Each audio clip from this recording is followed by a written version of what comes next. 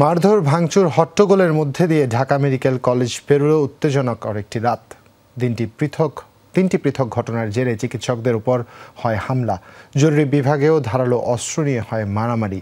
আরও জানাচ্ছেন ফয়সাল মাহমুদ। শ্রীলঙ্কা আবারও রপ্তানিতে শীর্ষে। ঢাকা মেডিকেল কলেজ হাসপাতাল দেশের সবচেয়ে বড় হাসপাতালগুলোর অন্যতম। প্রতিদিন দেশের বিভিন্ন প্রান্ত থেকে এখানেই ছুটে আসেন অসংখ্য মানুষ সেবা নেন সুস্থ থাকার জন্য। কিন্তু শনিবার দুপুর থেকে বেশ কিছু অনাকাঙ্ক্ষিত ঘটনার জন্ম হয়েছে এই হাসপাতালে। শুরুতে একটি বেসরকারি বিশ্ববিদ্যালয়ের এক শিক্ষার্থী দুর্ঘটনায় আহত হয়ে ঢাকা মেডিকেলে আসেন চিকিৎসা নিতে, কিন্তু ওই রোগীর তেমন অভিভাবক বা পরিচিত কেউ না থাকায় তাকে তাৎক্ষণিক চিকিৎসা দিতে পারেননি ঢাকা মেডিকেল কলেজের চিকিৎসকগণ।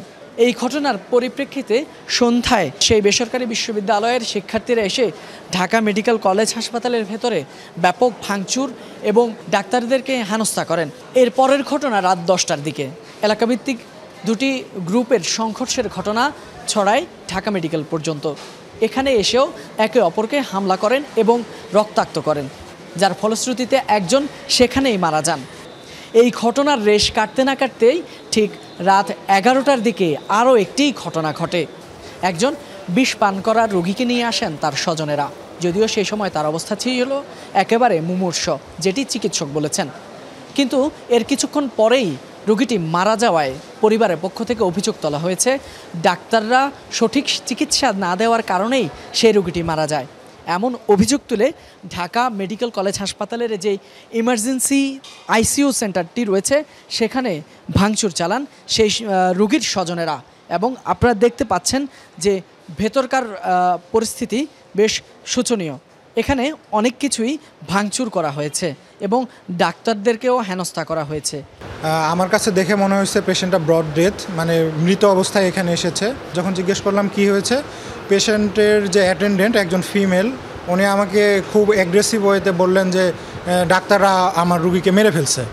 তখন আমি তাকে বললাম যে এই পেশেন্টটাকে আমি ক্লিনিক্যালি মনে হচ্ছে ডেথ, তাকে ফাইনাল কনফার্মেশনের জন্য আমাদের এখানে 7 নম্বর রুমে ইসিজি করা হয়, সেই রুমে আমি রেফার করলাম।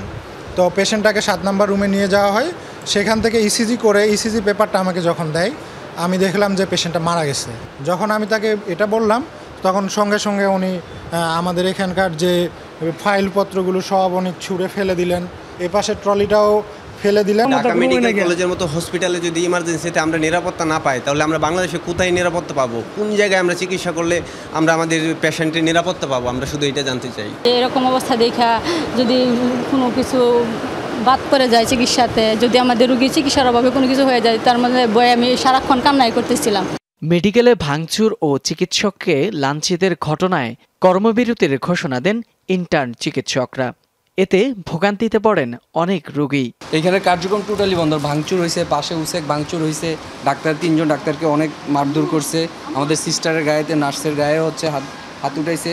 সব কিছু বিবেচনা করে ওরা আজকে রাত্রের জন্য কর্মবিরতিতে আছে। আমার বাচ্চাটাকে বলতেছি, বাচ্চারা শ্বাসকষ্ট অনেক সমস্যা হইতেছে, বলতেছি আমি অক্সিজেন লাগাতে, তাদের অক্সিজেন আছে, তারা আমার বাচ্চারা অক্সিজেন দিতেছে না। এরা অক্সিজেন খালি থাকতে এরা বলতেছে যে অক্সিজেন দেওয়া যাবে না, কিন্তু আমার বাচ্চার অবস্থা খুবই খারাপ। আচ্ছা, আপনারা যেমনটি শুনছিলেন, আসলে এখানকার গতকালকে অর্থাৎ শনিবারের যে বেশ কয়েকটি ঘটনার কারণে বেশ উত্তপ্ত পরিস্থিতি বিরাজ করছে ঢাকা মেডিকেল কলেজ হাসপাতালে।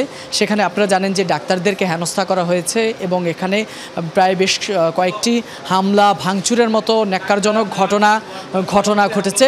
ফলে এর কারণেই ইন্টার্ন চিকিৎসকরা সন্ধ্যায় তারা ঘোষণা দিয়েছেন কর্মবিরতির। সেই কর্মবিরতিতেই আসলে কিছুটা ভোগান্তি তৈরি হয়েছে, যেটি আপনারা দেখছেন। ফয়সাল মাহমুদ, যমুনা নিউজ, ঢাকা।